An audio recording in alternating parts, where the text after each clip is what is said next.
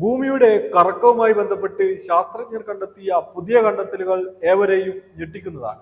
ഈയിടെയായി ഭൂമിയുടെ കറക്കം മനുഷ്യരെ പോലെ അല്പം വേഗത്തിലാണെന്നാണ് പുതിയ പഠനത്തിലെ കണ്ടെത്തൽ. അതിനാൽ തന്നെ വരും ദിനങ്ങളിലെ നീളം അല്പം കുറയുമെന്നാണ് ശാസ്ത്രജ്ഞർ പറയുന്നത്. ഭൂമിയുടെ കറക്കവുമായി ബന്ധപ്പെട്ടുകൊണ്ട് ഗവേഷണം നടത്തുന്ന ശാസ്ത്രജ്ഞരാണ് ഇത്തരത്തിലുള്ളൊരു പഠന റിപ്പോർട്ട് പുറത്തുവിട്ടിരിക്കുന്നത്. അവർ പറയുന്നത് ഇങ്ങനെയാണ്: ഒരു ദിവസത്തെ ദൈർഘ്യം 24 മണിക്കൂറിൽ കുറവായിരിക്കും. ഇത് കാരണം ഒരു ദിവസത്തെ ദൈർഘ്യം കുറയുന്നു. 24 മണിക്കൂറിനേക്കാൾ കുറഞ്ഞ സമയം കൊണ്ട് ഭൂമി അതിന്റെ അച്ചുതണ്ടിൽ ഒരു തവണ കറങ്ങുന്നു. ശാസ്ത്രജ്ഞരുടെ അഭിപ്രായത്തിൽ ഇതൊരു സാധാരണ പ്രതിഭാസമല്ല.